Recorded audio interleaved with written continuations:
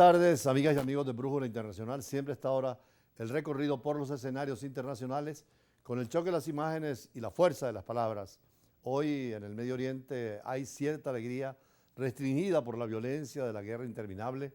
El Medio Oriente siempre ha estado con la variable religiosa y cultural, primero entre árabes, sunitas o chiitas, y ahora el tema árabe-Palestina-Israel, que tiene también una variable que es el Hamas, un movimiento terrorista catalogado por las Naciones Unidas y por toda la comunidad internacional porque es el uso de la violencia con fines políticos sin distinguir entre civiles y militares, y fue la matanza terrible contra Israel en los kibbutz cercanos a la frontera. Sin embargo, hoy vimos la posibilidad del acuerdo ya concreto para liberar prisioneros que tienen de Israel el Hamas allí en Gaza, que desgraciadamente no es la autoridad palestina la que habla, que es la que controla el Estado y la que va a Naciones Unidas y tiene embajadores, que es Al-Fatah, donde está Mohammad Abbas, sino que es precisamente el líder de Hamas, Haniyeh, quien declaró que estaban en conversaciones en Qatar, que es un sitio interesante, cercano a Irán, pero también muy cercano al mundo sunita, y por otra parte ha sido centro de conversaciones, sobre todo cuando los talibanes y los Estados Unidos. Por eso nos contenta que Israel y Hamas anunciaron un acuerdo de liberación de al menos 50 rehenes y en poder del grupo islamista a cambio de presos palestinos, y una tregua, sobre todo en la franja de Gaza, de 3 semanas de guerra, para que entren médicos, enfermeras, medicinas y sobre todo permitan la parte humanitaria en los hospitales y en las escuelas y puedan llegar a un acuerdo definitivo de paz. Veamos. Israel y Hamas anunciaron un acuerdo para la liberación de al menos 50 rehenes en poder del grupo islamista a cambio de presos palestinos durante una tregua de 4 días en la franja de Gaza. El gabinete del primer ministro israelí Benjamín Netanyahu aprobó el acuerdo tras una reunión que duró casi toda la noche. El gobierno israelí estaba bajo presión de las familias de las alrededor de 240 personas secuestradas por el grupo islamista en su ataque del 7 de octubre, que también dejó 1.200 personas muertas, en su mayoría civiles, según las autoridades israelíes. Desde entonces, Israel lanzó una ofensiva contra la franja de Gaza que ha dejado más de 14.000 muertos en ese territorio, víctimas de los incesantes bombardeos y de las operaciones terrestres israelíes. 2 fuentes de ambos bandos indicaron que el acuerdo contempla la liberación de 50 rehenes a manos de Hamas a cambio de 150 presos palestinos en Israel. En ambos bandos, las personas afectadas son mujeres y niños, indicó Hamas. Nos alegramos por todos los que salen y son liberados y seguimos pensando en la gente que ha quedado atrás. Es realmente desgarrador, me siento desgarrada, como si me faltara el aire. Creo que el temor de todos es que esto dé tiempo a Hamas de reorganizarse y que paguemos un precio con más soldados muertos. El acuerdo se presenta como un respiro para la población de Gaza, sometida también a un asedio total por parte de Israel, que bloquea los suministros de comida, agua, electricidad y medicinas en el territorio. Una tregua sería beneficiosa para facilitar la entrega de ayuda, especialmente para los habitantes de la ciudad de Gaza. Llevan casi 40 días privados de entregas de ayuda y no tienen comida ni agua. Hablan de tregua, pero ¿qué tregua? ¿Se trata de los heridos, de los mártires o de las casas destruidas? ¿De qué tipo de tregua hablan? ¿Una tregua solo para permitir la entrada de ayuda? No queremos eso, nos las arreglamos con pan y zatar. Lo que queremos realmente es recuperar nuestras casas, volver a nuestras calles, evaluar nuestras casas destruidas, no una tregua para que solo entre algo de ayuda y comida. Qatar, mediador de las negociaciones junto con Estados Unidos y Egipto, indicó que confía en que esta tregua permita un acuerdo global y duradero que ponga fin a la máquina de guerra. Pero en su comunicado, el gobierno israelí dijo que sus fuerzas armadas continuarán la guerra para devolver a todas las personas secuestradas, eliminar Hamas y garantizar que no hay ninguna amenaza para el Estado de Israel desde Gaza. El movimiento palestino Hamas también se mostró desafiante en su comunicado, indicando que sus dedos seguirán en los gatillos y que sus batallones permanecerán al acecho. En definitiva, en todas las guerras siempre hay acuerdos para la paz y pierden todos los que intervienen en esa guerra, como lo vimos desde la Odisea y la Ilíada. En las primeras guerras del mundo occidental y en todas las guerras hay un vencedor y un vencido y la historia la escriben los que vencen. Por eso en esta guerra es afortunado que puedan ponerse punto final, pero por ahora por lo menos hay un cese de fuego y un diálogo en donde Qatar, que es también árabe y musulmán, insiste en que pueda negociar el Estado palestino y el Estado de Israel con la seguridad de Israel, pero también con la independencia de Palestina. Y ojalá que en Ucrania pase lo mismo, que puedan ponerse de acuerdo los rusos y los ucranianos, porque están implicados también actores muy importantes como la Unión Europea, que son 27 países en bloque, que respaldan, por cierto, siempre a Ucrania, y que ahora Ucrania quiere ingresar inclusive a la Unión Europea, que desde 1957 con 6 países ha llegado a tener 27, pero donde hay 2 exigencias fundamentales. Una es que sea democrático y los derechos humanos se respeten, y el desarrollo económico, y Ucrania lo cumple. Además es una fórmula también para evitar lo que era la Unión Soviética con toda aquella fuerza que tenía y esos estados que han querido venirse a Occidente con un régimen capitalista y no el comunista que conocieron bajo el imperativo de la Unión Soviética. Por eso el presidente ucraniano Vladimir Zelensky declaró que quiere un resultado en la próxima reunión cumbre de la Unión Europea en diciembre, en la que se jugará si Ucrania va o no va para participar en las negociaciones de adhesión, porque cumple con todos los requisitos como los estados europeos. Únicamente un estado se ha salido de la Unión Europea, que es Inglaterra, Reino Unido, que inclusive ahora quiere volver a entrar. Por supuesto, Ucrania, por razones de defensa frente a Rusia, y su desarrollo económico, quiere estar también en el mundo occidental.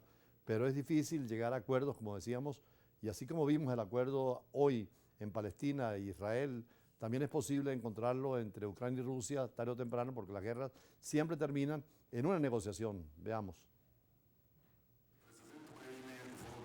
Volodymyr Zelensky pide una respuesta sobre la entrada de su país a la Unión Europea. El presidente ucraniano dijo el martes en Kiev que espera que ese resultado se dé a conocer en la próxima cumbre europea, donde se juzgará si su país está listo o no para iniciar las negociaciones de adhesión. Cuando se trata de una decisión en diciembre, me gustaría que todos fuéramos muy concretos, especialmente durante la guerra en Ucrania y en Europa. Me gustaría que todos nosotros en Europa seamos muy concretos.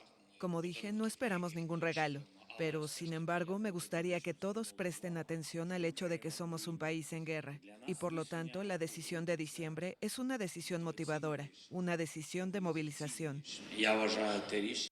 En rueda de prensa, Zelensky estuvo acompañado por el presidente del Consejo Europeo, Charles Michel, y la presidenta moldava, Maia Sandu, que también solicitó la adhesión de su país.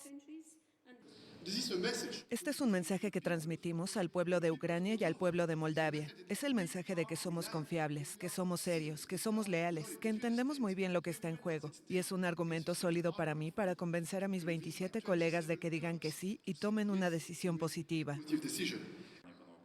La Unión Europea pidió ciertas reformas, algunas relativas al Estado de Derecho, a la lucha anticorrupción o al poder de los oligarcas. Algunos países europeos muestran cautela temiendo la desestabilización que podría causar esta adhesión. Mientras tanto, estas guerras que son con armas, hay otras en el mundo, diferencias por carácter jurídico, político y sobre todo por el tema territorial. Por eso para nosotros es tan importante conocer a fondo.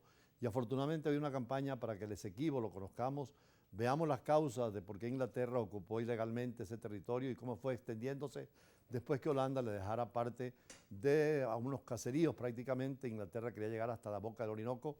Afortunadamente tenemos el Acuerdo de Ginebra de 1966, donde llama a una negociación directa y no judicializar el problema, como lo ha hecho el caso de Guyana, donde lo ha llevado a la Corte Internacional de Justicia. Pero también tenemos que entrar en ese mundo para conocer un poco esa guerra que es de argumentos, afortunadamente en paz, para reclamar lo nuestro, como es el Esequibo.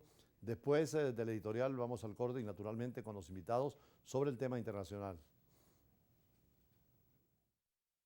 Desde el punto de vista jurídico y diplomático, el proceso ante la Corte Internacional de Justicia por la demanda de Guyana comenzó el 27 de marzo del 2018. La República Cooperativa de Guyana, ante la Secretaría de la Corte Internacional de Justicia en La Haya, presentó una demanda de inicio del proceso contra la República Bolivariana de Venezuela respecto de la disputa concerniente a la validez legal y al efecto vinculante del laudo arbitral efectuado entre Colonia de la Guayana Británica y los Estados Unidos de Venezuela el 3 de octubre de 1899. En la demanda, Guyana intentó fundar la competencia de la Corte conforme al artículo 36, párrafo 1 del Estatuto de la Corte y sobre el artículo 4, párrafo 2 del acuerdo para resolver las controversias entre Venezuela y el Reino Unido de Gran Bretaña e Irlanda del Norte sobre la frontera entre Venezuela y la Guyana Británica, firmado en Ginebra el 17 de febrero de 1966. La Corte Internacional de Justicia, que es el máximo tribunal de las Naciones Unidas, el 19 de junio de 2018 decidió, de conformidad con el artículo 79, párrafo 2 del reglamento de la Corte del 14 de abril de 1978, que era necesario en primer lugar resolver la cuestión de su competencia y que esta cuestión en consecuencia debe determinarse por separado antes de cualquier procedimiento sobre el fondo. Por una sentencia del 18 de diciembre de 2020, la Corte Internacional de Justicia consideró que tiene competencia para conocer la solicitud presentada por Guyana el 29 de marzo del 2018 en lo que respecta a la validez del laudo arbitral del 3 de octubre de 1899 y la cuestión relacionada con la solución definitiva de la frontera terrestre entre la disputa entre la República Cooperativa de Guyana y la República Bolivariana de Venezuela.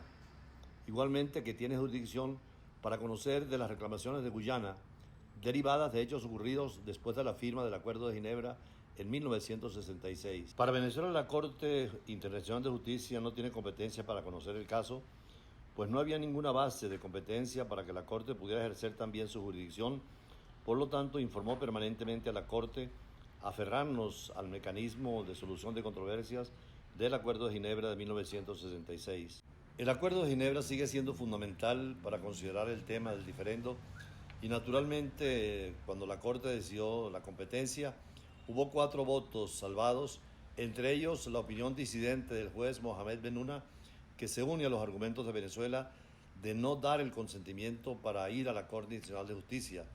Él señaló que en este caso ambas partes mostraron claramente que no tenían la intención de conferir competencia a la Corte para decidir su controversia simplemente a petición de una de ellas, como lo hizo Guyana, porque el artículo 4 del Acuerdo de Ginebra de 1966 establece que las dos partes, si no logran ponerse de acuerdo sobre uno de los medios de solución de controversias previstos en el artículo 33 de la Carta de la ONU, remitirían esa elección al Secretario General de las Naciones Unidas según el artículo 4, párrafo 2. Este texto en el que se ha basado Guyana para considerar que la elección del Secretario General de las Naciones Unidas en sus cartas del 30 de enero del 2018 le permitió abordar unilateralmente ante la Corte su controversia con Venezuela sobre validez jurídica y efecto vinculante del laudo arbitral del 3 de octubre de 1899, no tenía el visto bueno de Venezuela ni el acuerdo, y ese es el pivote, decía este magistrado, del derecho internacional, y Venezuela fue llevada de manera unilateral.